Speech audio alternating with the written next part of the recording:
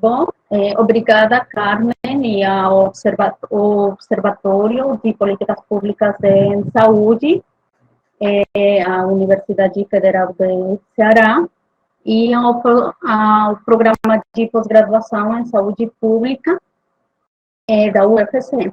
Eu sou Anabel e sou doutoranda, faço parte, como já a Carmen falou, do Laboratório de Avaliação e Pesquisa Qualitativa em Saúde. Sou orientanda da professora Maria Lúcia Bossi, da UFC.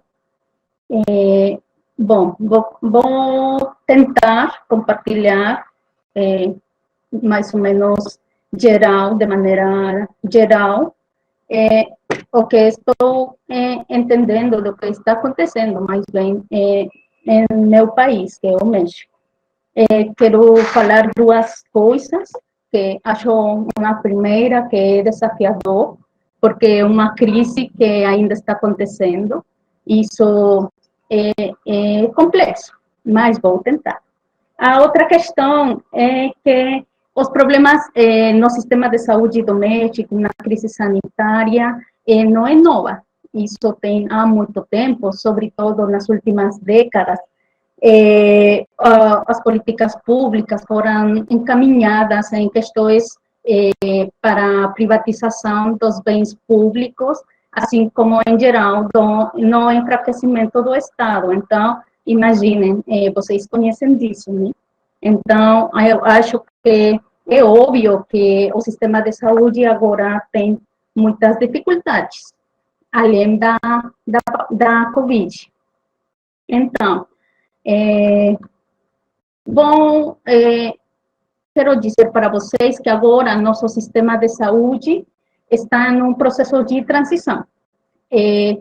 A ideia no mediano prazo é conseguir um sistema nacional universal, equitativo, integral, sustentável, que sob princípios organizativos de integralidade, acesso universal, focado nas pessoas, entre outras.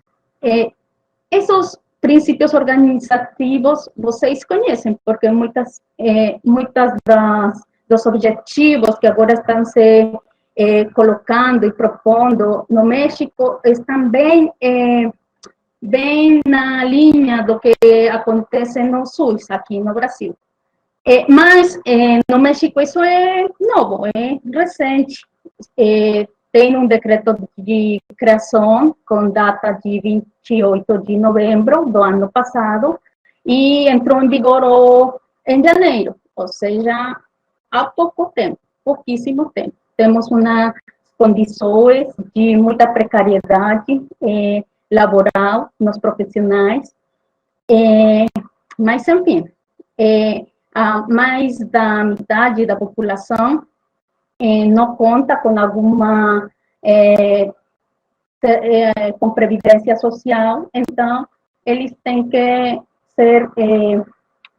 ter atendimento pelas instituições públicas.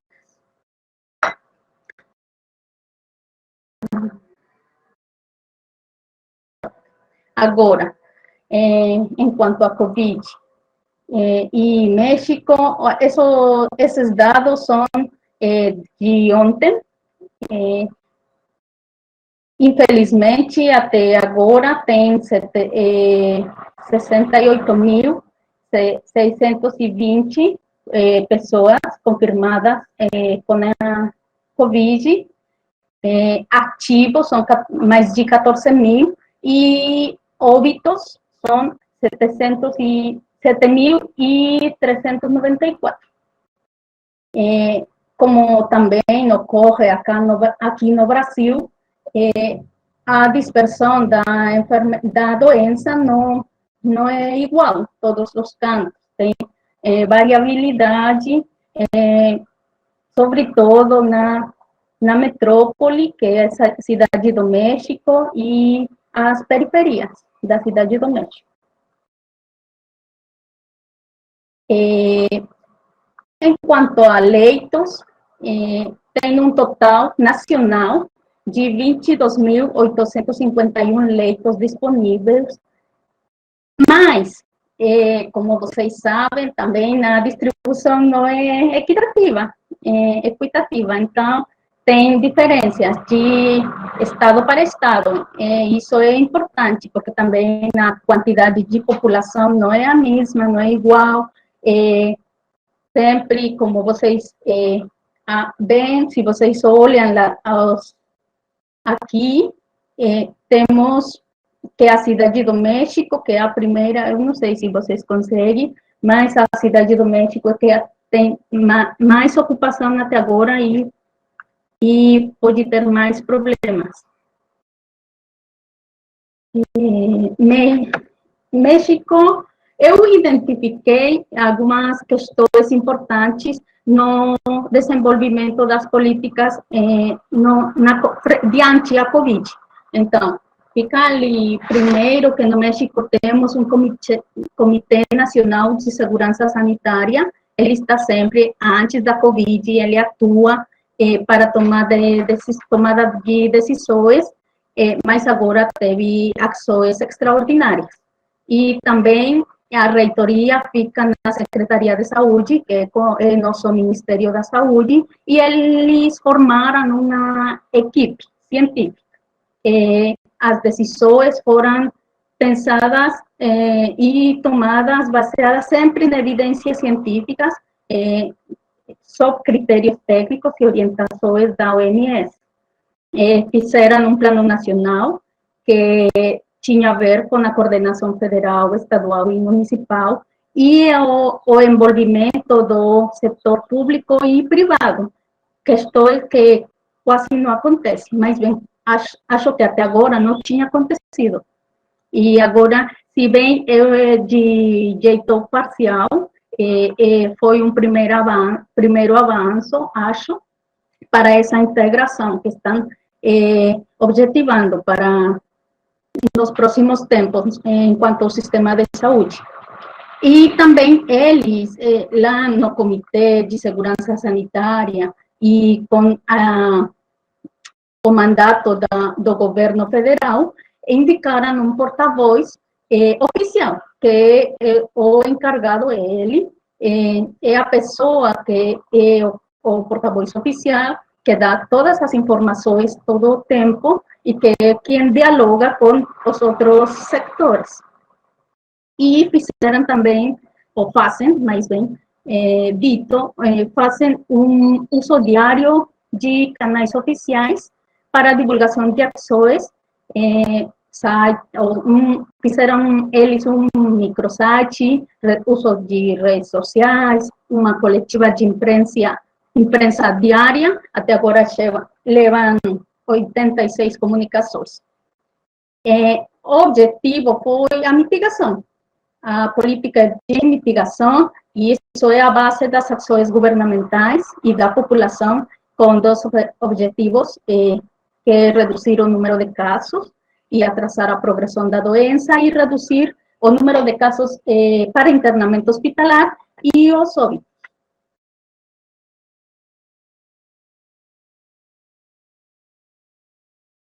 No México também, como em outros países, identificaram três fases. A primeira fase foi do começo 22, aproximadamente do fevereiro, até o 22 de março, e fizeram várias ações que tinham a ver com a difusão de comunicação, de ações preparatórias, enfim, o conhecimento da doença, os sintomas, as ações que a população geral teria que fazer. O dia 28 de fevereiro, tivemos a confirmação dos primeiros casos, e a partir do dia seguinte daquela confirmação, começou a coletiva de imprensa. Nessa coletiva de imprensa, ha funcionado como um tipo canal de comunicação direto, e vão ali adicionando outros temas mais específicos, como saúde mental, uma estratégia nacional de comunicação em saúde, que chama de Sana Distância, e eles fizeram uma super-heroína, que é aqui, fizeram um tipo de desenho, mas é mais bem como uma personagem, que chama de Susana Distância. Então, fizeram músicas, vídeos, multimédia, enfim. E muitas mais ações que tinham a ver com as recomendações da OMS, reconversão hospitalar e também acordos comerciais com a China e os Estados Unidos, porque, sobretudo, nos primeiros momentos, tinham muitas dificuldades com o fornecimento dos EPIs para os profissionais, sobretudo, porque também houve compras de pânico. Então, também tínhamos insuficientes profissionais da saúde, de todas as categorias, então fizeram recrutamento. Até agora estão ainda fazendo. A fase 2 foi a partir do 23 de março até o 20 de abril, e ali começou oficialmente a jornada que chamaram de Jornada Nacional de Sana Distância. Até agora tem 63 dias e tem todas as limitações das recomendações pela OMS, e todo, cabe señalar que todo é voluntário, fizeram aqui, é voluntário, e tem que, todo mundo fala em ficar em casa, é como fica em casa, quédate em casa para nós. Fizeram um monitoreo da mobilidade a partir do uso de aplicativos, redes sociais, mas uma primeira consequência do que até agora, dos dias que até agora implicam essa jornada de nacional de sana distância, é o incremento o acréscimo da violência doméstica pelo distanciamento social e pelo confinamento. O dia 4 de maio começou um plano que chamam de Plan DN3E, que tem a ver com o envolvimento do Ministério da Defesa com todos os materiais e profissionais de los que eles dispõem para a ajuda da população civil. O dia, e tem até agora planejado para o dia 1º de junho, algo que chamam de a nova normalidade, que é como a volta à normalidade, mas é nova. E tem municípios que chamaram de municípios da esperança, que eles vai começar de novo a partir de um semáforo de risco. Então, além dessas ações mais específicas em saúde, fizeram outras questões que são parte da política geral do país. Voos humanitários para trazer a connacionais ao país, para levar, mais bem. Não fecharam fronteiras, fizeram reforços de programas sociais com populações de pessoas idosas, jovens, mulheres, crianças, entre outras. Uma questão importante para o México são as remessas, que esses envios de dinheiro que fazem a familiares para pessoas que estão nos Estados Unidos, para pessoas que moram no México. E agora estão planejando para algo que eles chamam de programa de recuperação econômica, que tem a ver com créditos para pessoas individuais e para pequenas empresas, pequenos negócios, para reativar a economia. E eles também, uma questão importante para levar a cabo todas as ações é não ter dívida com organismos internacionais. Então, isso em outros aspectos. Após de pensar neste desafiador compromisso para partilhar com vocês um pouco do que está acontecendo lá no México, vieram para a minha cabeça muitas perguntas. Eu só quero partilhar com vocês 3, que tomara que fiquem ali como para discussão após das apresentações ou para outros encontros. E uma delas é quais outras narrativas sobre as políticas de saúde, estratégias ou ações implementadas na crise. Ou seja, que é isso que os números não estão nos contando? Outra questão importante para mim pensar é, e o Sul dessas políticas no México e na América Latina? O Sul, pensado naquele conceito que o Boaventura de Souza coloca, esses grupos populacionais que ficam na exclusão.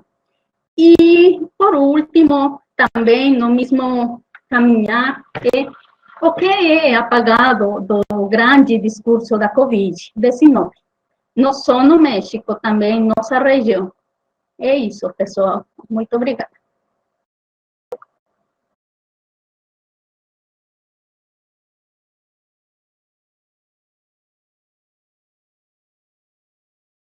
Obrigada, Anabel. Perfeito, assim, o tempo e a qualidade da sua apresentação. Então, agora a gente já passa para o Marcelo, do Equador. Obrigado, cara. Boa tarde com todos. Estava olhando o pessoal que está conectado e fiquei muito grato de olhar os nomes de algumas pessoas conhecidas. Me gustaría hablar un poquito en español, solo para saludar a algunas personas de mi familia, de mi entorno que están conectadas y asistiendo a esta conferencia. Bom, então vamos começar.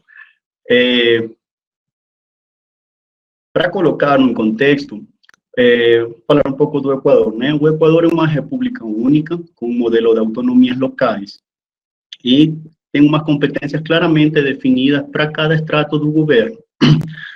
Tipo, no caso da saúde, os governos locais não têm a competência legal de fornecer serviços de saúde.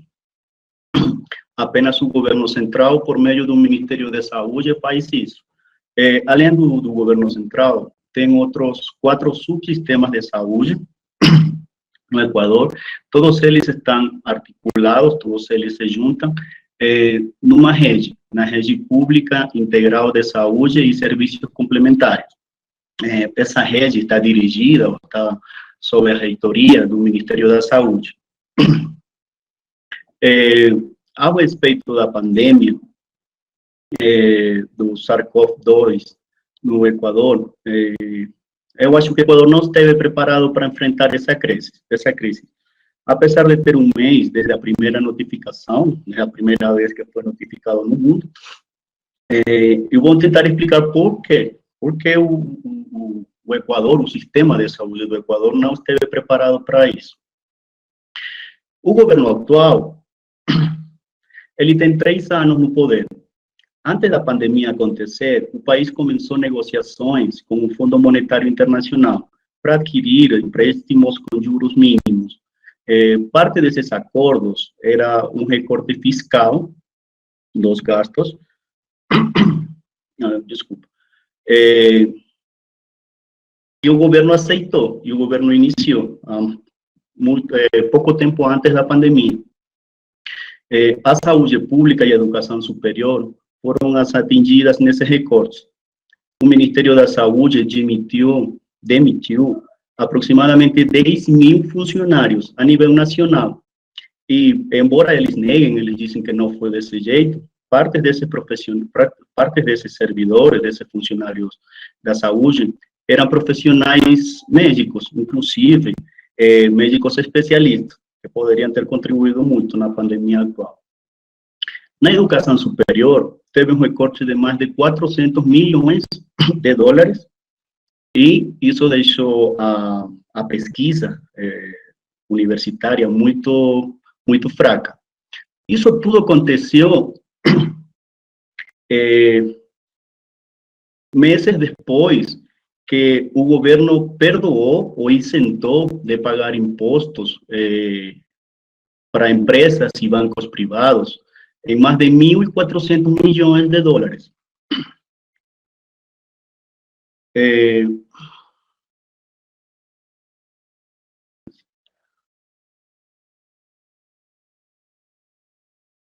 é muito importante falar sobre uma cidade específica no Equador, a cidade de Guayaquil, que como vocês com certeza têm conhecimento, foi o epicentro da pandemia no país. Então, o primeiro caso de Covid, ele chegou no Equador num voo de Madrid a Guayaquil o 14 de fevereiro, e foi confirmado 28 desse mesmo mês. Para essa data, o país não só tinha debilitado o sistema de saúde por falta de funcionários e de profissionais da saúde, também tinha desorganizado a rede pública de saúde, permitindo aos municípios fornecer serviços de saúde, embora eles estejam impedidos por lei para fazê-lo. Contrário de ser uma aparente ajuda, isso provocou um maior fracionamento, uma maior divisão do sistema de saúde equatoriano, uma falta de informação verificada e um gasto duplo de recursos, porque o Ministério da Saúde, o governo central, fazia a mesma coisa que estavam fazendo os municípios, então o gasto era duplo e eles não compartilhavam informações sobre o que eles faziam. Além disso, resultou evidente a pugna de poderes entre autoridades locais e governo central, sendo mais evidente em Guayaquil, onde os habitantes confiam mais nas autoridades locais do que no governo central. O governo central, só para vocês terem uma ideia, tem uma percentagem de aprovação da população de menos de 12%. No início desse ano, e no início deste ano. Consequentemente, todas as instituições que são controladas pelo governo central, como o Ministério da Saúde, têm a mesma desaprovação. As pessoas aqui no Equador, as pessoas têm muito medo de ir para um hospital, porque isso virou um sinônimo de morte. Os profissionais da saúde não contavam com os insumos necessários para controlar a pandemia. Eles saíam para os portões dos hospitais para reclamar por coisas básicas, como máscaras e luvas. Devido a coisas como essas, os habitantes do país todo, né, especialmente no Guayaquil, confiam mais nas prefeituras locais, sim? Porém, aconteceu um negócio bem estranho no Guayaquil. As pessoas confiam muito mais no município, na autoridade local, na prefeita dessa cidade, que no governo central. Só que o município de Guayaquil, a prefeita local, ela aproveitou mais essa popularidade, essa liderança, para ter um protagonismo maior, um protagonismo político, e ficar na briga com o governo central. Então, se eles tivessem aproveitado essa popularidade, essa liderança que tem nessa cidade especificamente, hubiese sido muito mais fácil controlar a quarentena que foi decretada pelo governo central nessa cidade. Mas o município de Guayaquil ficou concentrado em outras questões mais políticas que de sanidade. Então, as pessoas continuavam saindo e não respeitando a quarentena. Isso porque as autoridades locais, a prefeitura, ficavam em uma briga bem feia com o governo central. Então, era uma forma de desafiar o governo central. Obviamente, isso é só uma impressão pessoal, né? Eu acho que no que aconteceu em Guayaquil também tem que ver com outros fatores. Tipo, o Guayaquil é a cidade que apresenta a maior percentagem de pobreza no país e a maior informabilidade laboral. Como vocês podem ver aqui, os dados epidemiológicos no Equador não batem com a realidade, de jeito nenhum. Atualmente, segundo o último reporte do governo, o país tem 35.306 casos confirmados e 4.819 mortes. Dessas mortes, 2.939 são confirmadas por Covid e 1.880 com suspeita. Porém, essas cifras contrastam com a realidade. Só para fazermos uma ideia da magnitude real da doença, nos meses de março e abril, a situação foi a seguinte: só para Guayaquil, que é a cidade mais afetada pelo vírus no país, né? Em março, o governo relatou 51 mortes por Covid, enquanto o registro civil relatou que teve mais de 2.568 mortes fora do normal, ou do padrão, da média dessa cidade, sim? Para abril, a situação não mudou muito. O governo relatou 380 mortes confirmadas, mas o registro civil, ele anunciou 6.820 mortes fora do padrão normal. Com essas cifras, é muito difícil estudar o comportamento do Covid no Equador. Por exemplo, se calculamos a taxa de letalidade do vírus com a cifra do governo confirmada por Covid, a letalidade do vírus no Equador seria de 3,6%. Se aumentamos as mortes suspeitas pelo Covid, seria de 9,7%. Porém, se calculamos a taxa de mortes se calculamos a taxa de letalidade com as mortes fora do padrão, fora da média que apresenta o registro civil do país, a taxa de letalidade do Equador do vírus seria de 33%. São dados bem preocupantes, bem alarmantes. Porém, ninguém tem dados reais da situação no Equador. Foi precisamente essa letalidade que fez com que os serviços funerais colapsaram, em Guayaquil especialmente, né? Porém, não foi a única causa. Ao início de todo, o governo não estabeleceu os protocolos para os mortos pela doença, de uma forma clara e técnica. Exigiam para as funerárias uma certidão de que o óbito não fosse pelo Covid, para ser enterrado de forma normal. No caso de positivo, tinha que ser cremado. Isso num país que não tem esse costume de cremar os corpos e com poucas cremadoras disponíveis. E, sobretudo, que não existiam testes suficientes nem para as pessoas vivas e os resultados demoravam até 48 horas.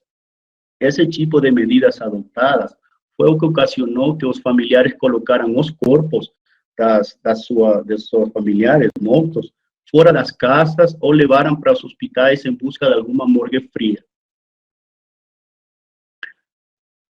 No meio da pandemia, a ministra de Saúde renunciou ou foi demitida, né?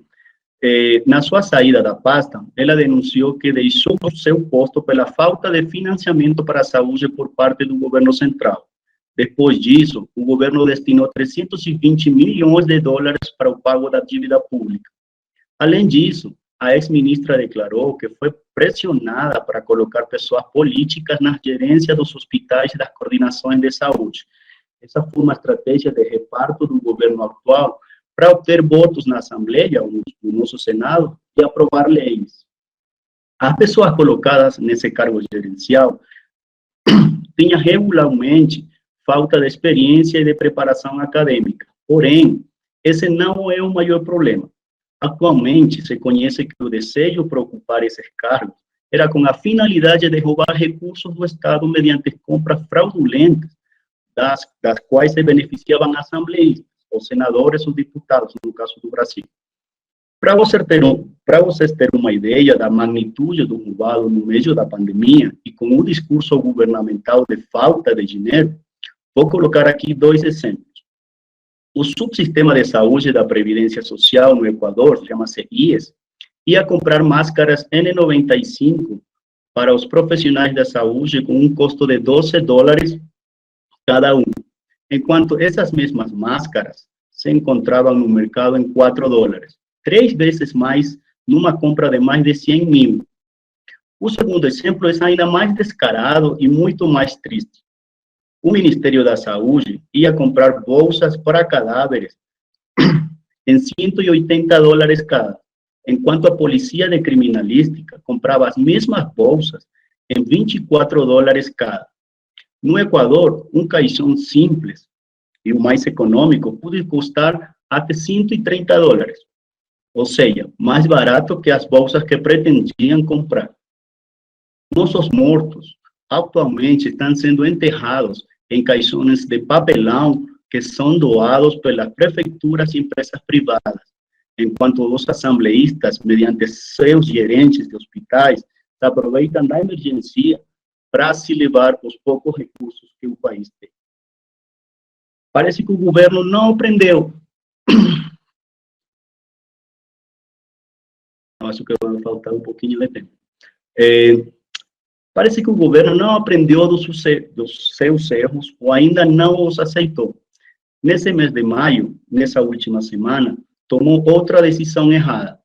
Demitiu outros 2.279 funcionários dos Ministérios da Saúde, incluídos profissionais da saúde. Para os servidores públicos de outras áreas, a situação não é melhor. Desde o próximo mês, vão ter reduzido seu horário de trabalho para 6 horas ao dia, com uma baixa do salário de 16%. Todas essas medidas podem ser definidas como procíclicas, próprias de modelos econômicos sugeridos pelo FMI, onde se procura retirar recursos do Estado para os serviços públicos em casos de crise econômica como que o mundo está sofrendo atualmente. Sendo que o mais acertado, segundo a teoria econômica, é fazer o contrário, medidas contracíclicas, investindo mais recursos para o serviço público em momentos de crise e, dessa forma, contribuir desde o governo para sair da crise econômica. Termino a minha intervenção com a conclusão de que no Equador o golpe maior não foi o vírus, o Covid-19, foi o retiro de verbas públicas para a saúde, a corrupção e a pugna de poderes. Nosso país está sendo governado pelo pior governo da nossa história republicana, e quem está pagando a falta de ética e técnica para resolver os problemas da nação somos o povo menos favorecido, menos beneficiado, em alguns casos, com a própria vida. Muito obrigado.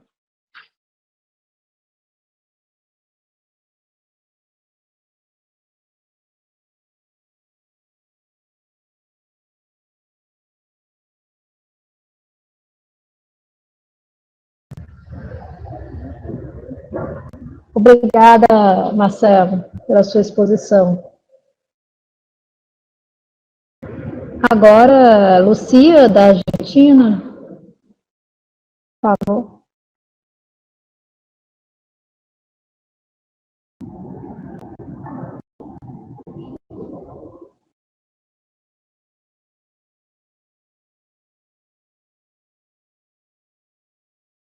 Então, apenas um esclarecimento, eu vou fazer minha apresentação em espanhol, vou tentar falar devagar, ¿sí?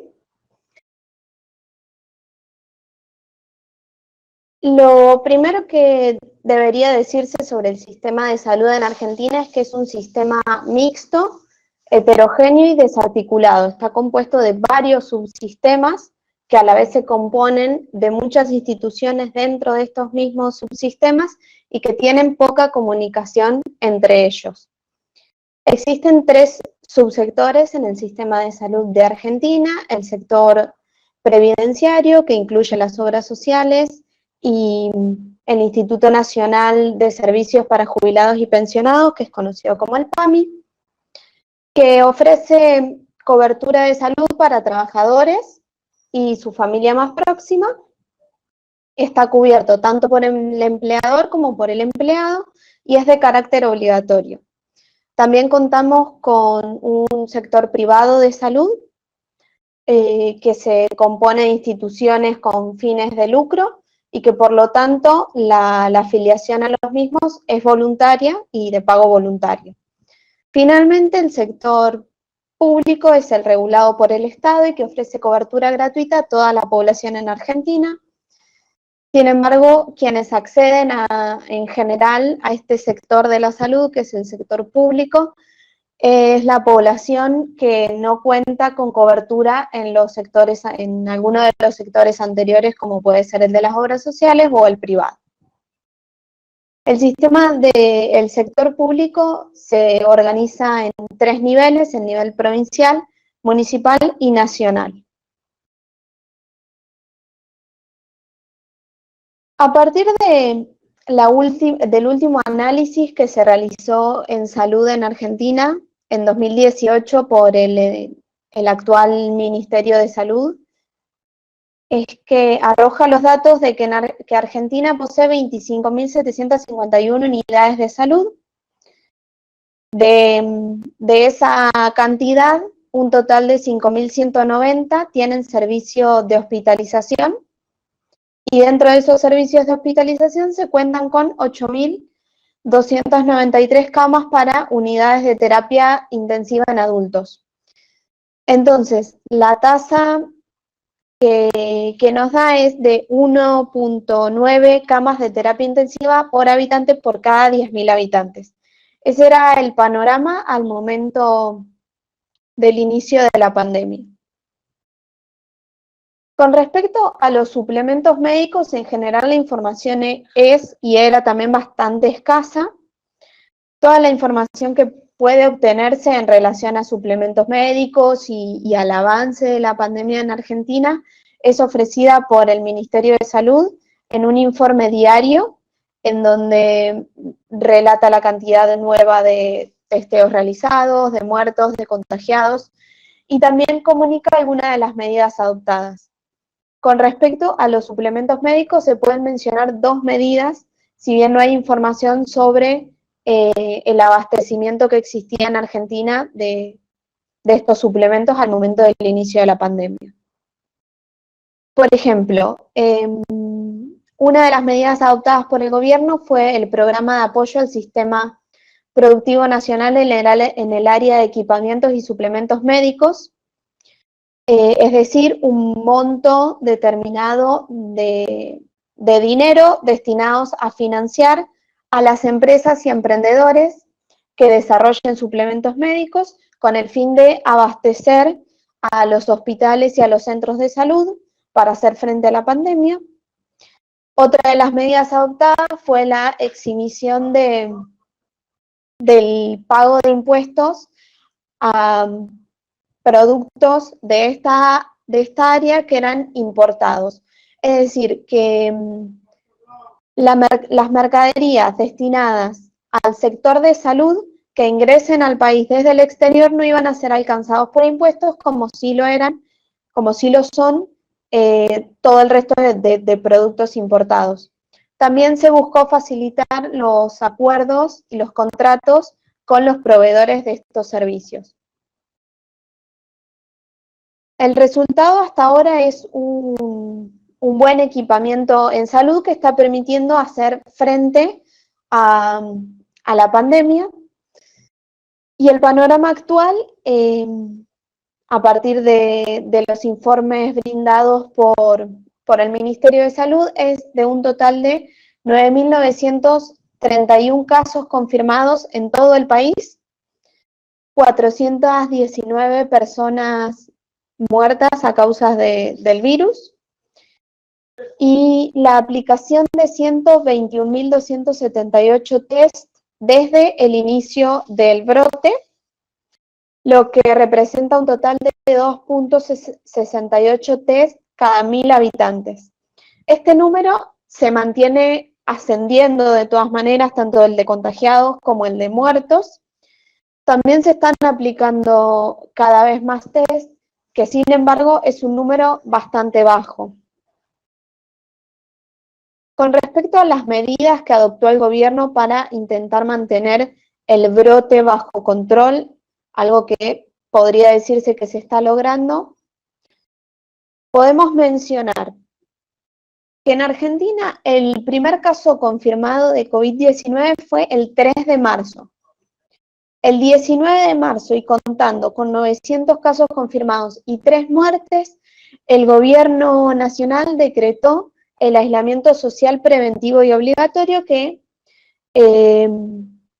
prohibía la circulación por calles, rutas, etcétera, etcétera. Esta decisión fue tomada a través de un decreto de necesidad y urgencia, que es un tipo de norma específica que, como indica el nombre, solo puede ser utilizada en situaciones de emergencia y de urgencia, y que queda a cargo del presidente de la Nación, es decir, del Poder Ejecutivo. Si bien tiene la validez de una ley, tiene que pasar por por un control al nivel del Congreso para que pueda mantenerse o no. A través de este tipo de decretos, el gobierno también fue adoptando diferentes medidas para hacer frente a la pandemia. Además del aislamiento social preventivo y obligatorio que mencionábamos recién, y que fue tomada con bastante anticipación, podría considerarse, como ustedes veían, solamente se contaban 3 muertos en el país al momento de la adopción de esta medida. También se fueron adoptando desde incluso los meses anteriores, desde febrero, esquemas de trabajo con horarios reducidos, sistemas de salidas limitados a determinados horarios para cuestiones básicas como la compra de alimentos o para la búsqueda de medicamentos. La obligatoriedad de una autorización para moverse en el territorio argentino. Estas autorizaciones se tramitaban en la página del Ministerio de Salud de la Nación y brindaban una autorización para aquellos trabajadores de las áreas esenciales, para personas que tenían que realizar algún tratamiento médico, por ejemplo, licencias especiales para las actividades relacionadas a los servicios esenciales, sobre todo para trabajadores en el ámbito de la salud, y el cierre de fronteras para extranjeros. El cierre de fronteras todavía se mantiene en este momento en Argentina. El aislamiento fue acatado en general en medio del país con bastante éxito. Por ejemplo, la concurrencia a parques disminuyó casi en un 90%, a otras áreas de recreación casi en un 70% también. Y algo también que hay que destacar es que en Argentina, como en la mayoría de los países que fueron afectados por esta pandemia, la distribución de la enfermedad se dio de forma diferente a lo largo de todo el país.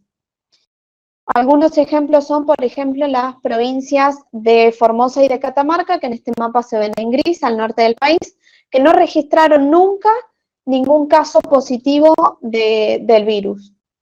Otros ejemplos son, la provincia de Jujuy, al norte de Argentina, que lleva más de 40 días sin ningún registro de casos y que a partir de ahora flexibilizó las medidas, permitiendo, por ejemplo, el turismo interno de la provincia y siempre manteniendo los límites cerrados al interior de cada provincia.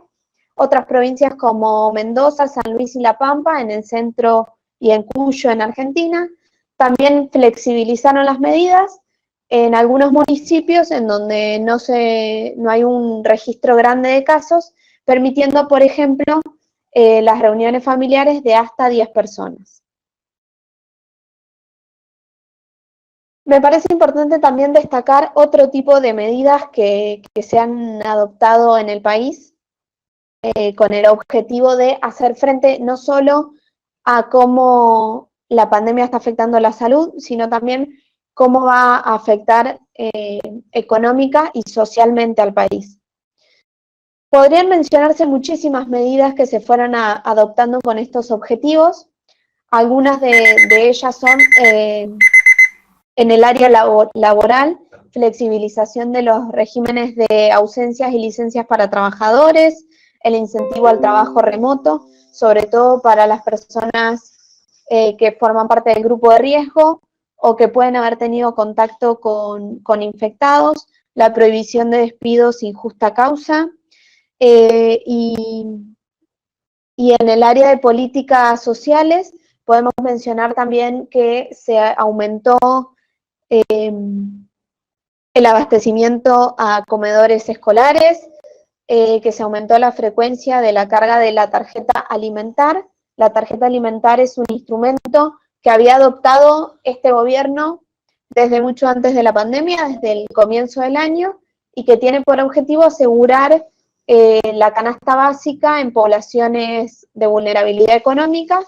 Es una tarjeta con un determinado monto de dinero que permite solo la compra de alimentos. También el establecimiento de precios máximos para alimentos de la canasta básica y para otros alimentos, para otros productos esenciales, como por ejemplo la lavandina. y la creación de un ingreso familiar de emergencia, que es un monto económico fijo que se otorga por única vez a personas en vulnerabilidad económica, como pueden ser desempleados, titulares de planes sociales, monotributistas de categorías bajas.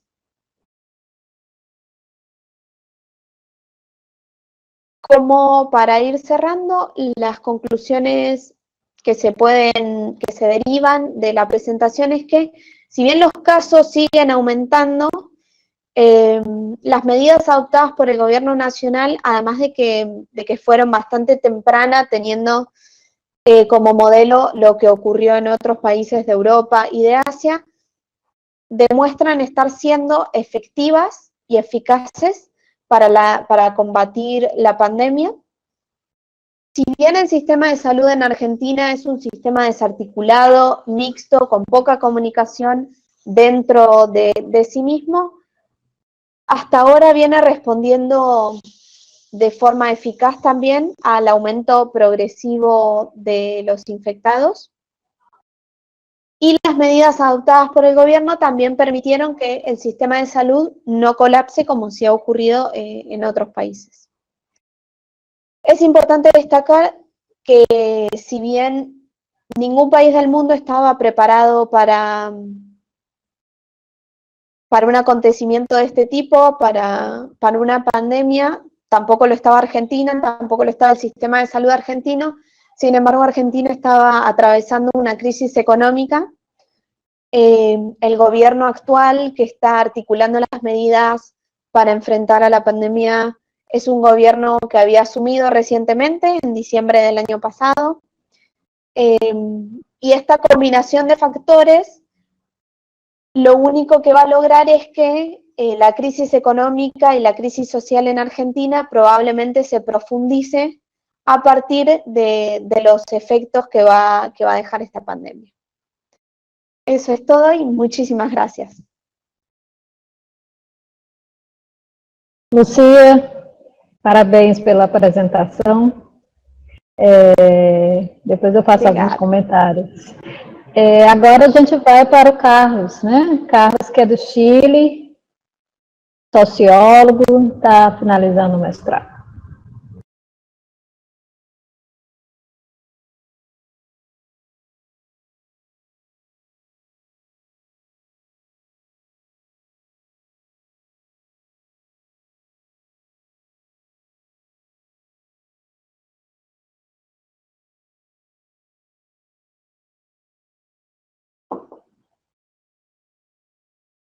Agora sim, dá certo. Boa tarde a todos, aos professores do programa, aos colegas. Bom, até agora, para iniciar as apresentações de meus colegas, acho que eu vou fechar só algumas coisas que ficaram assim bem para profundizar, né? Bom, eu queria começar com uma cita de Mendé. Ele diz sobre a necropolítica: a expressão última da soberania reside ampliamente no poder e a capacidade de decidir quem pode viver e quem pode morrer. Os limites da soberania consistem em exercer um controle sobre a mortalidade e definir a vida como a implantação e manifestação do poder, como falaria também Foucault, né? Ulrich Beck, o sociólogo alemão, que trabalhou muito profundamente o conceito da sociedade do risco, diz: como a sociedade do risco, os conflitos de distribuição dos bens e da riqueza, salários, postos de trabalho, seguridade social, são superpostos. Os conflitos da distribuição dos prejuízos coletivamente produzidos designam um estádio da modernização, né? E, finalmente, os postulados da Cecília Minayo, antropóloga brasileira, ela diz: a violência é, se não, um tema da área da saúde, mas afeta e acarreta lesões, traumas e mortes físicas e emocionais. Para compreender o impacto da violência, devemos localizar a sua discussão nos conjuntos dos problemas e relações da sociedade, né? Esses três postulados teóricos são muito atingentes e contingentes na atualidade, né? Eu vou falar sobre o Chile. Vocês poderiam ver nessas três imagens muito claramente o que está acontecendo no meu país. No meu país vem passando por um processo de movimentos sociais que começaram no Equador desde o mês de outubro, em que sua demanda principal é uma nova constituição herdeira da ditadura do ano 1981, em que foi fundado as bases do sistema de saúde que tenta se implantar no Brasil. Chamam a atenção para vocês terem uma ideia do que está acontecendo. O sistema de saúde no Chile é um sistema misto, como muitos dos sistemas que já muitos colegas falaram, como o sistema da Argentina, o Equador, né? Onde o setor privado é muito preponderante, cumpre uma parte fundamental, mas não é quem cobre as necessidades da população. Nesse sentido, a OMS chama para a implementação de um sistema universal de saúde, onde o Brasil é um modelo, né? Mas com suas falhas, é um sistema que cobre e garante acesso à saúde universal. Bom, aqui até agora a gente já sabe que a epidemia a doença é uma doença muito grave, muito letal. Já pode se ver os efeitos no dia 25 de maio. Já temos 300.000 casos confirmados a nível mundial. A região das Américas é uma das regiões mais atingidas. Aqui no gráfico, na figura número 3, apresenta os números de casos confirmados por Covid em diferentes territórios, onde os casos mais preocupante é o Brasil, mas embaixo sigue Equador, e bom, Chile aqui também tem uma curva epidêmica que ascendeu muito rapidamente, em poucas semanas, ele quase dobrou, triplicou os casos. No entanto, as estatísticas epidemiológicas, elas ocultam uma informação que muitos médios já falam, já tem evidência empírica para isso, onde a letalidade é estimada em um coeficiente de 1, né? No entanto, se a gente estima a taxa de letalidade por 1 milhão de habitantes, um indicador que propunha Naumar Filho, ela é de 36,8, né? Uma taxa de letalidade por milhão de habitantes muito alta. Mas preocupa a situação de México e da Argentina, como já a gente falou, né? Como já muito bem explicaram meus colegas, atualmente no Chile tem uma transmissão comunitária. As principais regiões afetadas é a capital do país, Santiago do Chile, aqui no centro, mas também Valparaíso, na região Porto, cumpre um rol econômico importante, e nas regiões do norte, Tarapacá e Arica. Essas regiões são fronteiriças com Peru e Bolívia. Só para trazer a colação aqui, esse gráfico tem uma distribuição similar a um estudo, pesquisa que eu estou realizando sobre os casos de AIDS, né? Para chamar a atenção e a preocupante dessas regiões, né? Onde todo mundo sabe que a distribuição da doença é desigual e sobretudo em países e economias emergentes como as latino-americanas.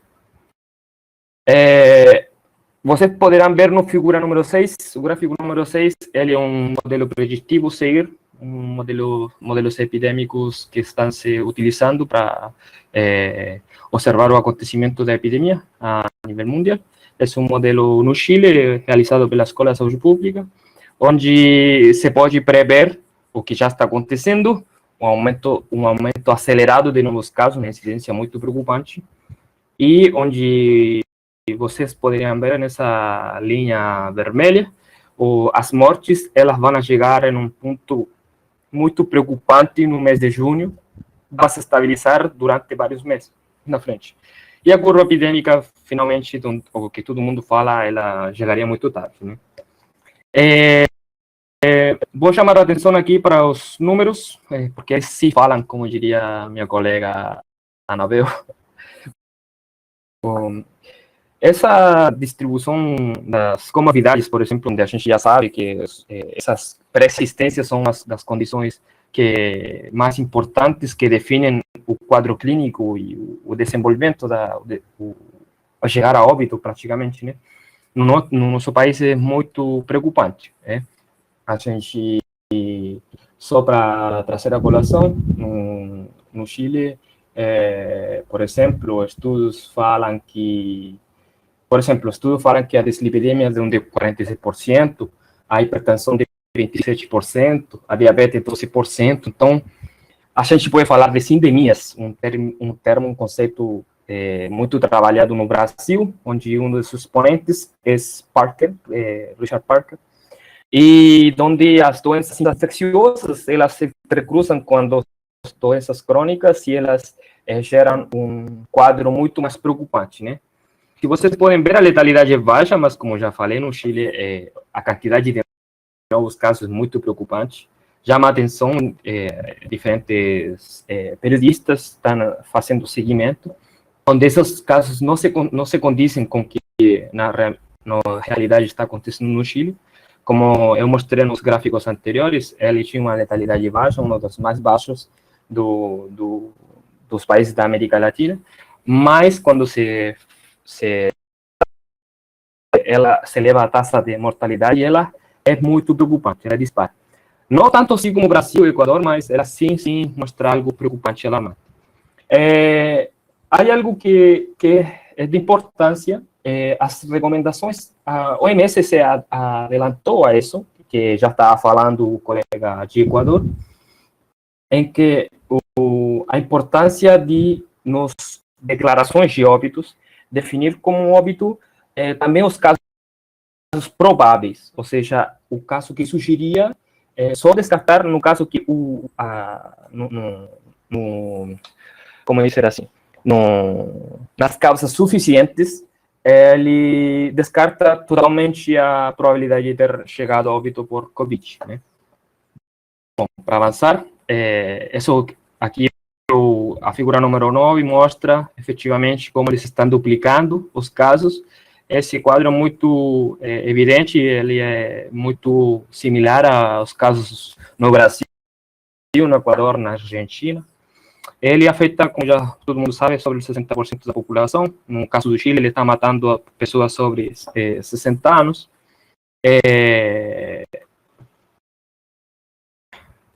Aí. Pronto, passou.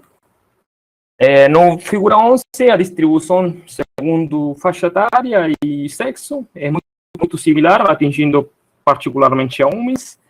Não, principalmente homens. Tanto homens como mulheres, mas são os mais atingidos.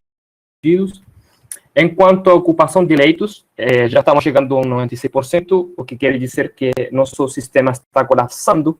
Isso que diz Mañalich,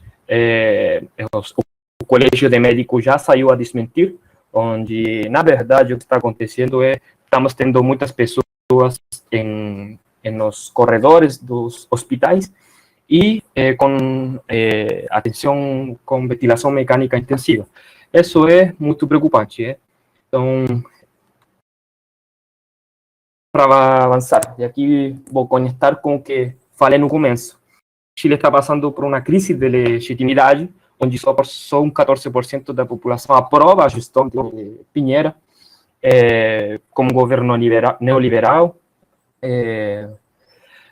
que na prática ele vem muito a atuar como está acontecendo no Brasil, um enfraquecimento, uma redução do Estado mínimo.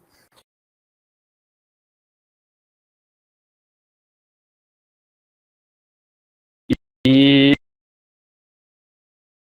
políticas neoliberais absolutamente. Vou começar com estas últimas duas apresentações, mas esse enquadro de baixo, a ação das mulheres no ano 1939, após a grande crise econômica mundial, onde foram a fazer panelas de alimentação para os que perderam o emprego, né? Os 4 grandes erros que poderíamos definir como a sensação de falsa segurança, uma quarentena irregular, minimização da gravidade da epidemia e uma desproteção da segurança social da família. Enquanto as medidas de contenção econômica que eu vou falar também são um elemento importante, muitos dos meus colegas falaram das políticas de mitigação, mas na prática, Guilherme Werneck, se vocês conheceram esse epidemiólogo brasileiro, ele fala que são 4 fases, uma política de contenção, mitigação e supressão, uma política que muitos de nossos países já estão entrando, como o caso do Brasil, Equador e México. A CEPAL propõe que em 4 eixos as transferências econômicas, transferências monetárias, transferências em espécie, que são os cestos de alimento, o suministro de serviços básicos e a proteção social do trabalho, coisa que não todos os países estão chegando nessa da mesma forma, né? Na agenda pública do Estado do Chile, ele aplicou quarentena, mas foi uma quarentena vertical em cordões sanitários, onde você tinha que ter um passaporte para transitar entre regiões. Ele implementou, também o país implementou um ingresso familiar de emergência, que ele atinge uns $89, muito embaixo, muito embaixo da ajuda otorgada, por exemplo, se a gente comparasse com Costa Rica, que é um dos mais altos do pico de transferências monetárias, e o Brasil um pouco mais embaixo. Essa ajuda só vai chegar aos 60% da população do país, coisa que, ou seja, ao 40% da população do país, coisa que preocupa. Enfim, finalmente aqui está a evidência, já muito retratada pela prensa, o coronavírus, as protestas demandam a necessidade de alimentos, onde a fome está matando a gente.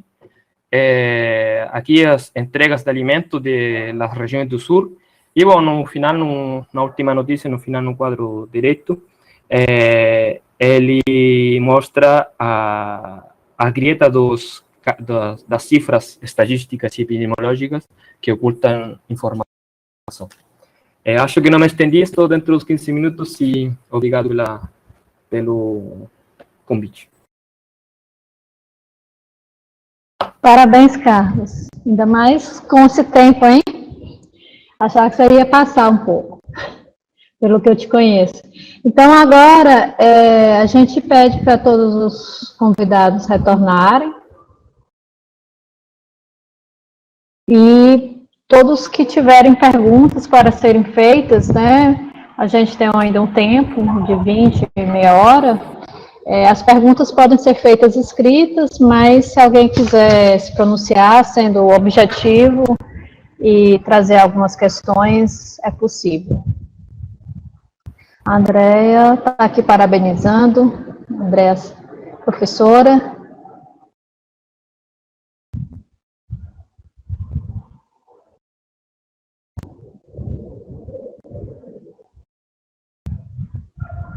A mensagem é grande, então eu vou ler com calma aqui. André, você quer falar?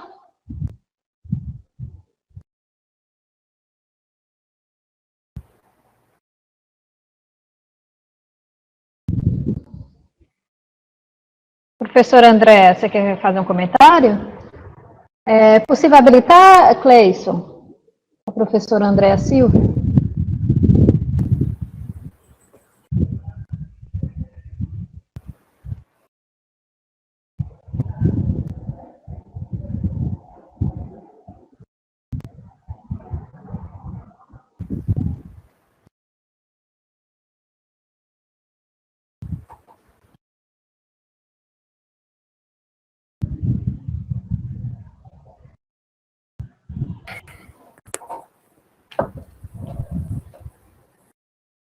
Cleison?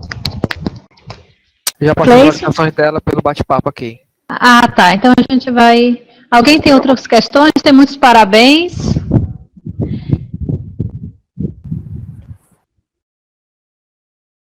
Enquanto a professora não chega, né, não habilita o microfone, né, Eu queria só agradecer aos 4 que fizeram as suas explanações, assim, acho que é mais do que esperado e a gente fica muito contente com essa aposta, né, de que a gente tem um grande potencial dentro do próprio programa, né, de capacidade, de visão, de experiência, né, e que a gente precisa compartilhar. Isso só reforça a importância da gente criar esses momentos mais vezes de compartilhamento das ideias e das análises de vocês.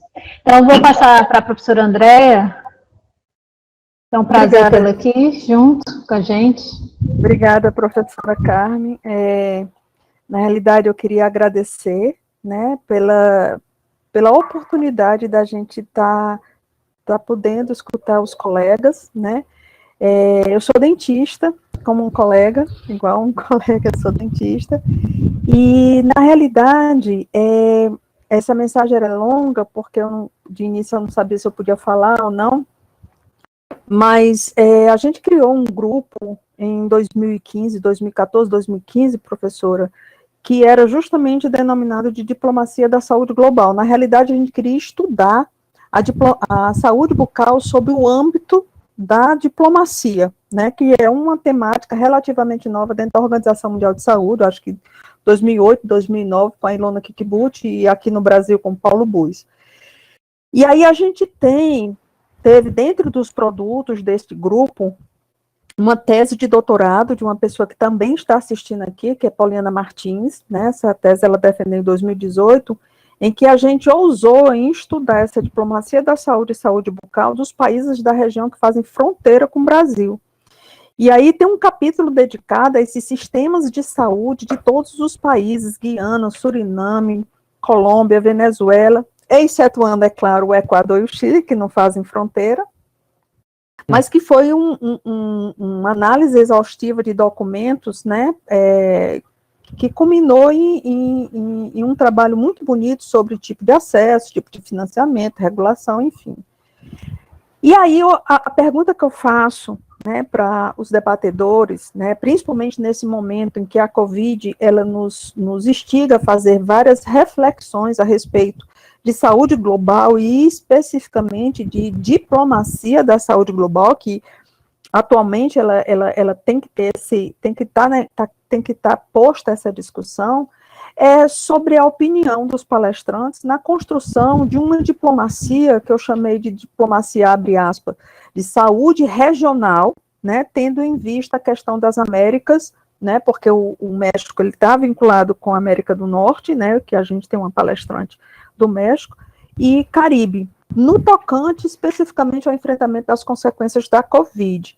Vi que Carlos falou da CEPAL, né, eu tenho um carinho muito grande pelos documentos da CEPAL, a importância que ela tem para a América Latina, mas eu queria saber sobre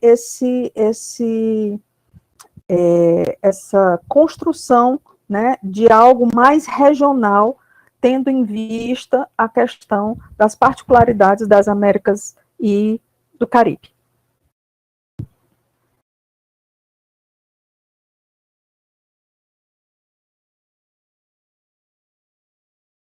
Seu microfone não está aceso, professora Carla. Alguém quer fazer um comentário de vocês sobre o que a professora trouxe? Boa tarde, professor. Quando a senhora estava falando sobre a diplomacia em saúde a nível regional, a primeira coisa que veio na minha cabeça foi a extinção da Unasur. A Unasur tinha essa proposta na região, né? Tinha o Instituto de Governança da Saúde, o ISAC, que também foi extinto, foi eliminado pela nova onda de presidentes mais de direita. Inclusive, o ISAC tinha a sede no Rio de Janeiro, no Brasil. Eu acho que propostas como essa de uma diplomacia regional em saúde são muito complicadas por isso, porque os presidentes da região têm que estar alinhados para poder criar um ponto de diplomacia em saúde. Agora, os presidentes atuais da região, que são mais de direita, eles criaram um ProSur. Só que isso foi só uma ideia para ter uma justificativa da eliminação do UNASUR, porque, no final das contas, o ProSur não está servindo de muito. Eu acho que tem outros blocos muito mais consolidados na região, onde poderia começar esto da diplomacia em saúde, como, por exemplo, o Mercosul, sei lá, talvez a OEA, sendo que é muito mais complicado fazer um negócio desde a OEA, né? O meu comentário poderia ser esse, né? Que eu acho que é muito difícil começar uma diplomacia em saúde com presidentes não alinhados na mesma visão ideológica.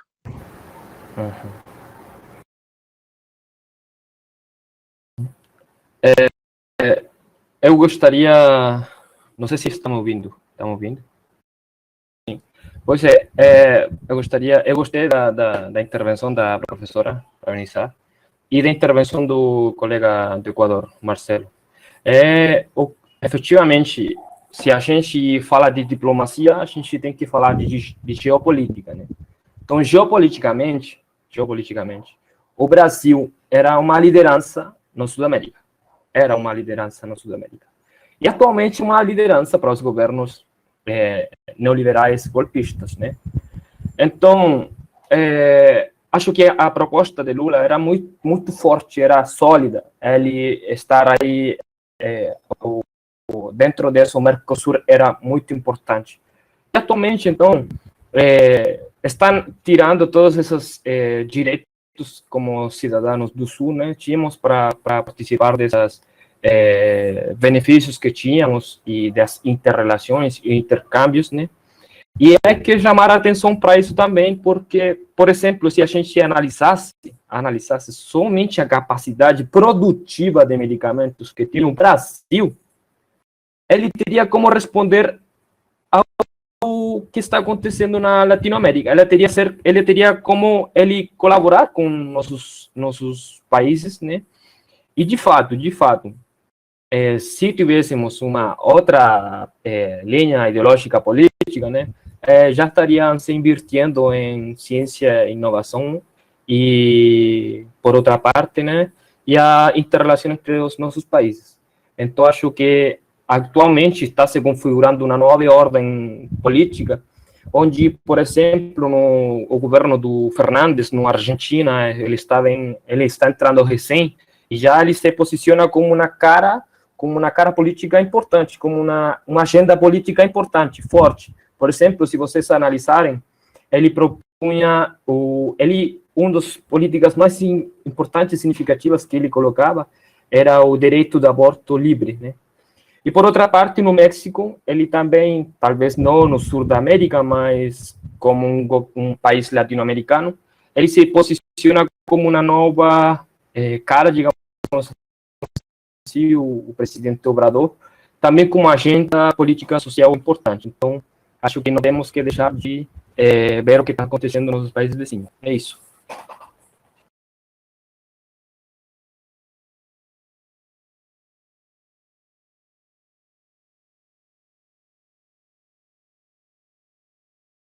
Carmen, acho que teu microfone está desligado. Hoje eu estou um pouco desatenta com o microfone. O que eu estou falando é a questão do Diogo, que ele faz, dando até um link com essa questão que o Carlos finalizou, que ele pergunta diretamente a Anabel, né, o que é que ele acha das políticas do Obrador, né, que se elegeu já com uma perspectiva de oposição às políticas neoliberais. O que é que você acha, né, gostaria de saber qual a análise que você faz sobre as políticas públicas de saúde do Obrador, tendo em vista que ele se elegeu fazendo oposição ao neoliberalismo. Sim, assim, de maneira geral, e muito antecipada, achando que ainda está acontecendo a crise e a verdade, a magnitude no país é ainda desconhecida. Eu acho que até agora tem algumas linhas de trabalho nas políticas bem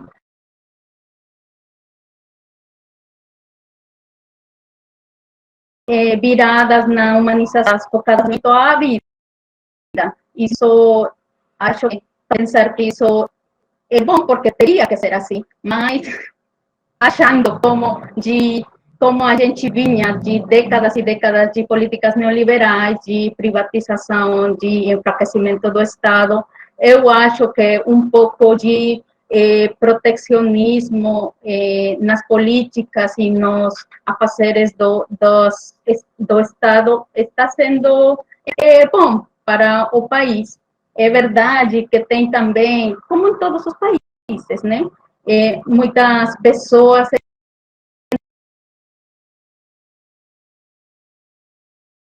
em desacordo, porque o que a gente da que a gente vem é difícil. E é difícil porque são muitos anos de fazer políticas do mesmo jeito. Eu não posso dizer que no México não temos nada. Acho que tem muito trabalho em saúde, em vigilância epidemiológica, em sistemas de registro, mas ainda estão faltando coisas. E eu acho que algumas políticas que estão se agora colocando a partir do governo de Andrés Manuel, vão ajudar um pouco, pelo menos, para hacer um pouco de balanço. Eu não sei, a verdade, ele está começando, nossos governos são de 6 anos, então tem ainda só 1 ano e pouco, então acho que ainda meio que prematuro, como vocês, se vocês lembram, o que eu apresentei, alguns decretos foram feitos no novembro do ano passado, ou seja, é bem recente, então é muito pronto para ter resultados, mas até agora, pelo menos pensando, não ficar com empréstimos dos organismos internacionais e tentar fazer uma gestão diferenciada dos recursos que já o país tem, isso é muita vantagem, porque já a dívida exterior que o país tem, já atinge até, acho que meus netos, e ainda não tenho. Ou seja, o México tem muito endividamento já, antes da Covid. Eu não acho como... E então, ali, nesse sentido, eu estou de acordo com esse afastamento das dívidas, pelo menos no momento da Covid. Também eu sei se após ser preciso, mas tomara que não, talvez seja de algum jeito, mas até agora está sendo devagar, o avanço é muito devagar. Eu penso como aquele artigo que Latour, acho que Bruno Latour, aquele filósofo, publicou há pouco, que ele fala, para virar o rumo, a gente tem primeiro que desacelerar. Então, talvez estamos nesse momento. Eu não sei. É isso que eu até agora estou pensando.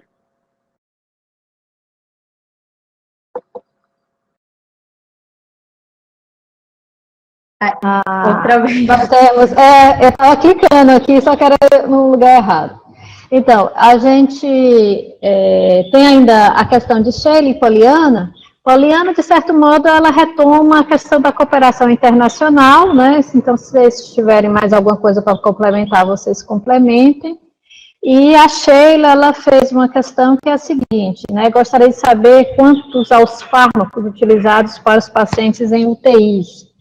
alguns deles, né, têm se mostrado eficazes para o tratamento além de EPIs, isolamento como medidas preventivas, né? Então, eu estou imaginando, Sheila, que se eu estiver errado, você avise, assim, que você está querendo saber sobre o que é que os nossos convidados acham, né, da questão da utilização do tratamento, né, no tratamento, a utilização de medicamentos no tratamento nesses países. Imagino que seja isso.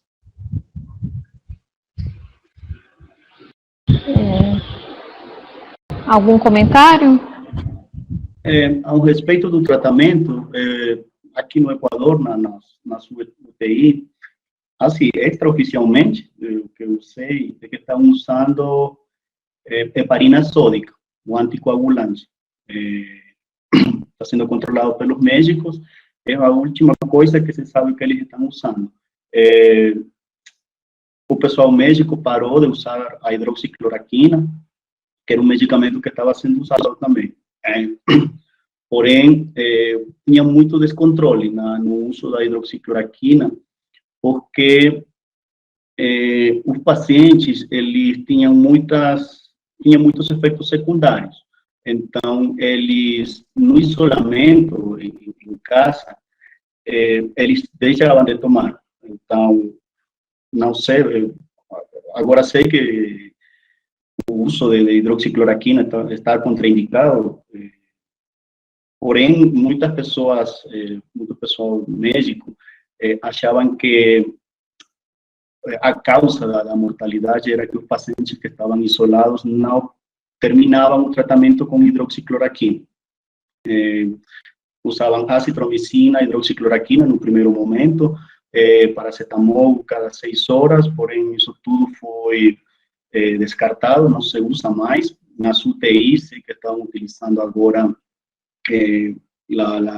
a warfarina sódica, heparina sódica, né? Porque a warfarina é um anticoagulante oral e a heparina é um anticoagulante que é injetável.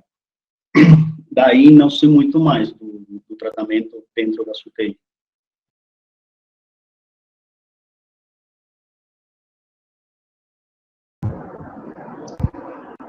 Acho que é isso, né? Acho que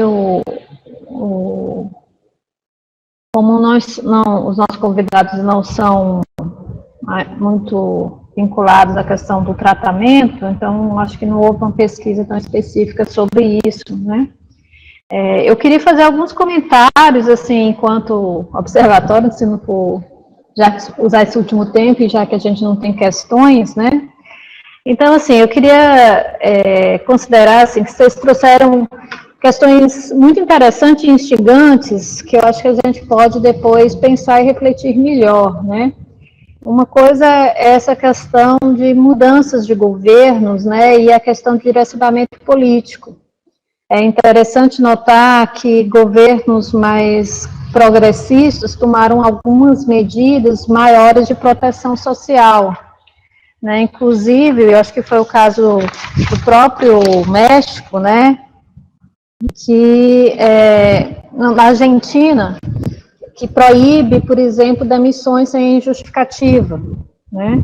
Então, acho que nós temos uma tradição na América Latina de uma proteção social baseada no corporativismo, né, que isso tem razão em relação às políticas desenvolvimentistas, né, que própria o CEPAL teve participação, né, nesse sentido de pensar que o Estado tem um papel de desenvolvimento do Estado, inclusive de desenvolvimento do capitalismo, e que os direitos foram construídos a partir de uma perspectiva do trabalho, né, da relação do trabalho. Então, alguns mostraram, por exemplo, a questão de ainda ter uma relação muito grande de uma cobertura vinculada à questão da previdência social, né, e só que houve movimentos de inflexão importantes. Chile é um caso exemplar nisso, né, no sentido, o Equador também, né, tem também um movimento nesse sentido,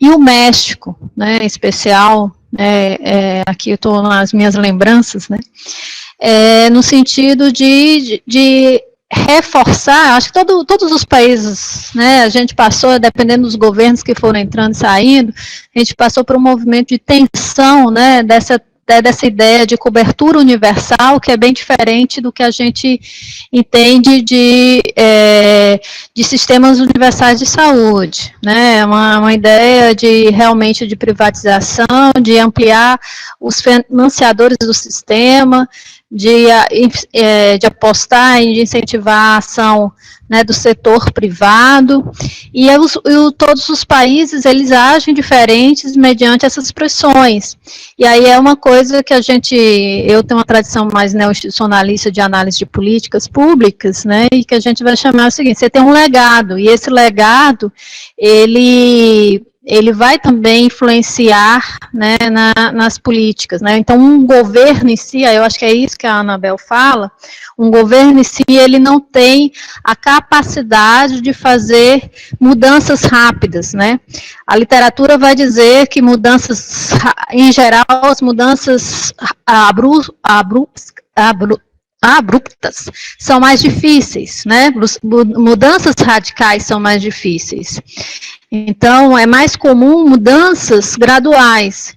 O que me chama a atenção é que nós estamos vivendo em crise, e a literatura também vai dizer que conjunturas críticas aumentam as possibilidades de mudanças mais substantivas. Então, em que medida uma crise como esta, mundial, ela vai ser aproveitada pelos atores e novas ideias serem trazidas para esses sistemas para mudanças mais substantivas e talvez mais na direção do que a gente imagina que deve ser aí o que a própria Anabel trouxe lá, né, a listinha, né, do que seria essa mudança que o México, né, é um caso de resistência, inclusive, das políticas neoliberais, né, porque esse legado tensionou a não atender todas as medidas como o Chile. Então, é importante a gente pensar em que medida, né, essa conjuntura de crise, né, que mostra, inclusive, como as respostas são diferentes, né, mostra a importância de uma coordenação. Temos 3 países federalistas aqui, né, com 3 grandes federações, exceto o Equador. O Marcelo fez uma explanação chocante, inclusive, como é que está sendo o caso no Equador, né, uma população do Equador a menor população de todos os países, eu acho que é 19 milhões de habitantes, e com a quantidade de mortes, de óbitos, né, bem superior, se for ver, com taxa de letalidade bem grande. 17 milhões?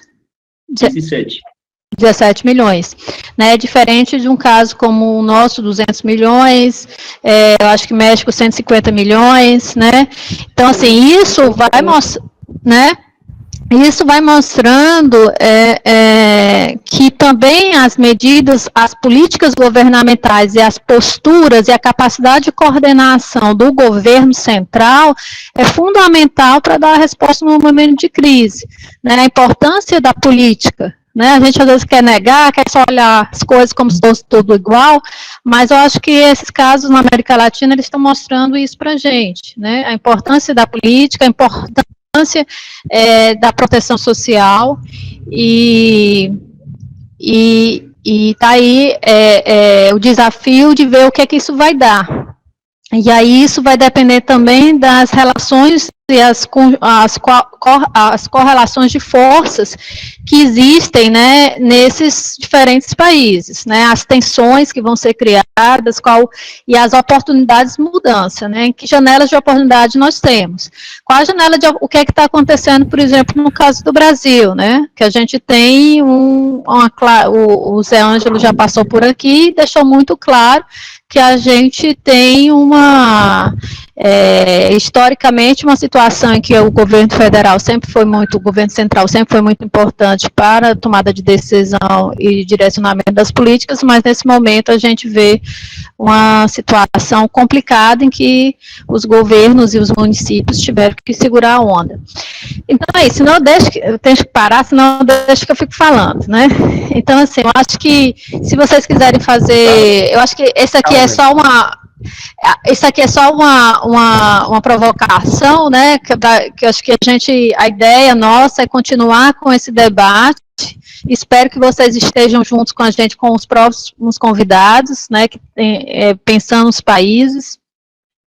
E aí eu abro para vocês fazerem as considerações finais de vocês. Carmen, eu gostaria de fazer uma consideração. Bom, acho que me alinho muito de tuas colocações, né?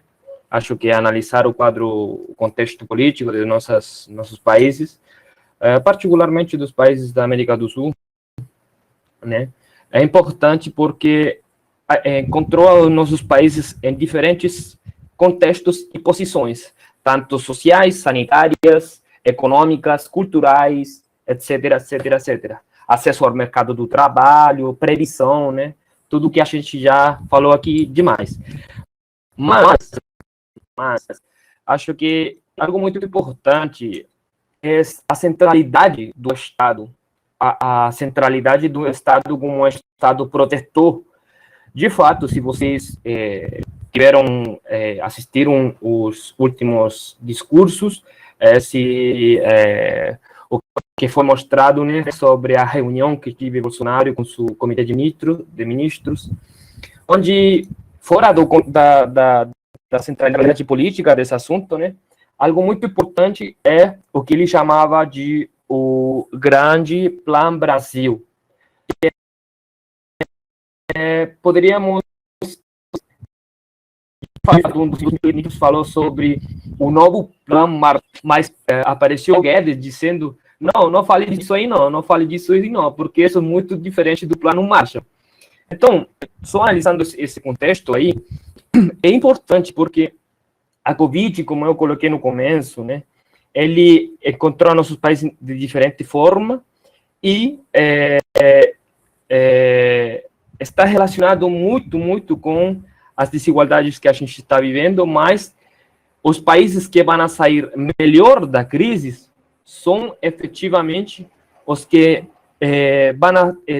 vão ter planos econômicos muito mais fortes, muito mais de ação de inversão e fazer andar o país, né, de inversão em infraestrutura, né, de fazer mover a economia, né, e isso vai impactar também na capacidade de compra das pessoas e vai reduzir, em termos sociológicos, né, o efeito do que já vaticina o Banco Mundial e a CEPAL, né, que é esse grande aumento da pobreza em Latinoamérica. Então, 34% já é uma previsão muito impactante.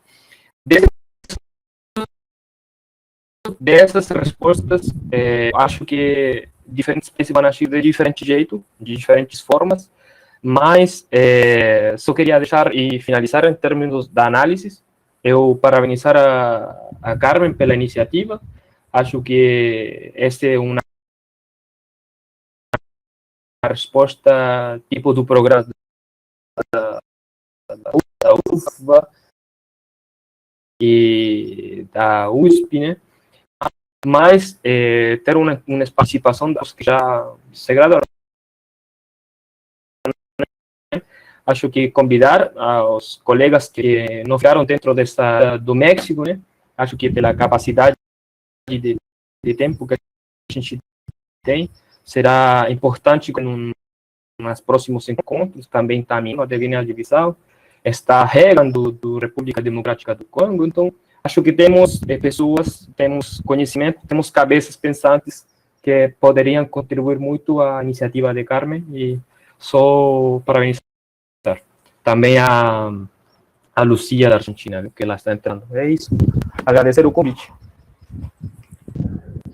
Obrigada, Carlos. E também em público falar que você nos ajudou bastante nessa organização dessa atividade. Eu só tenho que te agradecer. Todas as vezes que eu te procurei, você foi muito dedicado às iniciativas. Obrigada.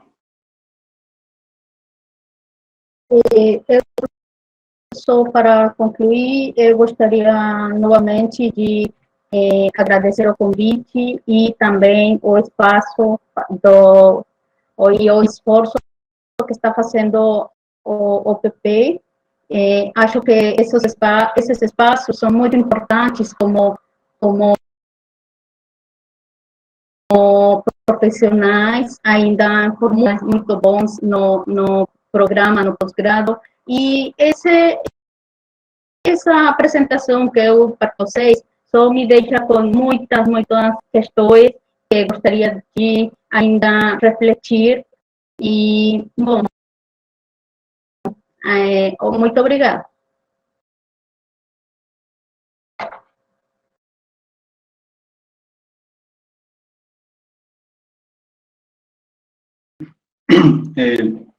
Eu também gostaria muito de, primeiro, agradecer pela oportunidade de apresentar a situação do meu país. Eu sei que, como bem a professora Carmen falou, um país com uma população tão pequena ter as consequências dessa Covid muito intensificadas. Todo mundo fica perguntando o que aconteceu no Equador, né? Tem imagens que passaram pelo mundo todo, que foram muito escalofriantes, assim, que foram muito fortes. Muitos amigos, inclusive o pessoal da universidade, do grupo de orientação, muitas pessoas que conheci no Brasil durante a minha instância. Eu aproveitar a oportunidade porque todas elas pegaram um tempinho para poder mandar uma mensagem, para dar uma palavra de força pelo que estava acontecendo no país. Então, concordo muito com a Anabel, que esses espaços aqui são muito importantes para isso, para conseguir esclarecer alguma coisa e poder comparar o que está acontecendo entre os nossos países e saber o que está se fazendo bem, o que não está se fazendo de jeito nenhum da forma correta. Parabenizar pela organização, especialmente a Carlos, que se contactou comigo para fazer parte desse grupo, que concordo também com ele, que tem outros alunos, parte do programa de pós-graduação da UFC, do Departamento de Saúde Comunitária, que podem aportar muito nessa discussão regional, porque não mundial, sobre a pandemia que a gente está vivendo. Isso, esqueci, quando a Sheila perguntou sobre o tratamento da UTI, esqueci nombrar a hidrocortisona. Estão usando corticoides também nos hospitais para poder tratar a Covid. Para finalizar, eu só quero ressaltar que o mais importante para aguentar, para suportar uma pandemia como essa, como bem falava a Lucia, ela dizia que nenhum país do mundo estava preparado, nenhum sistema de saúde no mundo estava preparado, isso é totalmente certo. Porém, em alguns países ficou pior, como no Equador, pelo desmonte da saúde pública, pela demissão de profissionais da saúde.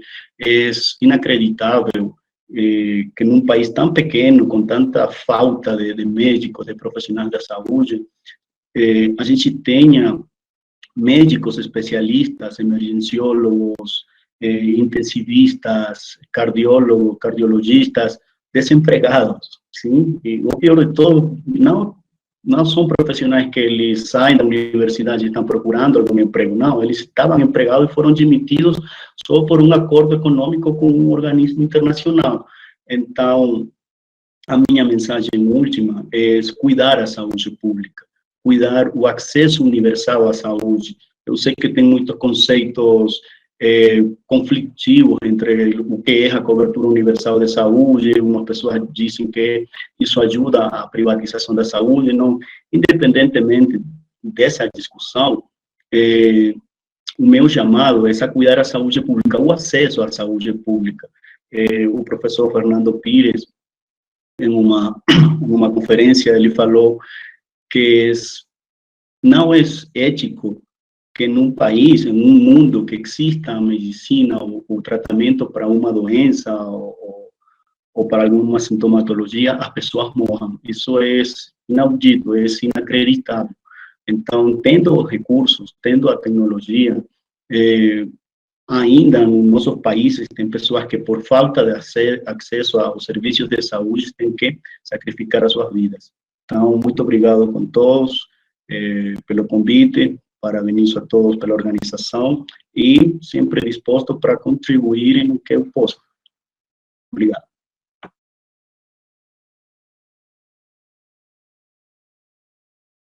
A mí me gustaría retomar algunas cuestiones como para cerrar, sobre todo la pregunta de Anabel sobre qué va a cambiar o qué es lo que va a dejar la pandemia, y en relación a lo que decía Marcelo sobre la importancia de la salud pública, me parece que Argentina es un ejemplo paradigmático de la importancia que se le debe dar a la salud pública. Durante el gobierno anterior en Argentina, el Ministerio de Salud había sido eliminado, entre comillas, se había unificado junto con el Ministerio de Desarrollo Social. Una de las primeras medidas que tomó el nuevo gobierno fue volver a darle el estatus de ministerio tanto al Ministerio de Salud como al Ministerio de Desarrollo Social.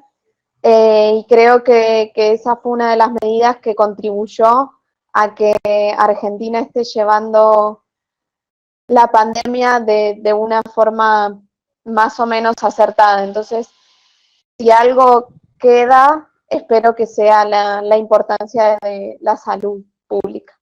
Muchas gracias por la invitación. Gente, então a gente vai encerrando aqui hoje. Muito orgulho de vocês, né? O professor Alberto até escreveu ali o orgulho que a gente está pelo programa e pela coordenação do programa de pós-graduação em saúde pública. Vamos continuar apostando nesses momentos. Agradeço a visão e a perspectiva de vocês e a disponibilidade. Só para reforçar, a gente vai ter o 5º encontro, né? A gente percebe, né, a gente fez o teste de fazer um encontro à tarde, a gente, infelizmente, né, parece que tem um horário nobre, né, mas a gente ainda teve 32 pessoas presentes, teve um momento com 40 pessoas, e vamos ter na quinta-feira um novo encontro que vai ser com foco na atenção hospitalar, né, então a gente já convida todos que ainda estão aqui. Então, a gente vai ter um encontro que a gente vai ter um panorama da atenção hospitalar no Brasil, né, e no estado do Ceará, inclusive, essa questão de leitos, de tratamento, de distribuição. Então, acho que vai ser uma coisa bem legal, que a gente às vezes, na saúde pública, discute pouco a atenção hospitalar, mas vai ser uma grande oportunidade, espero que todos estejam presentes. Obrigada, boa tarde, beijo a todos.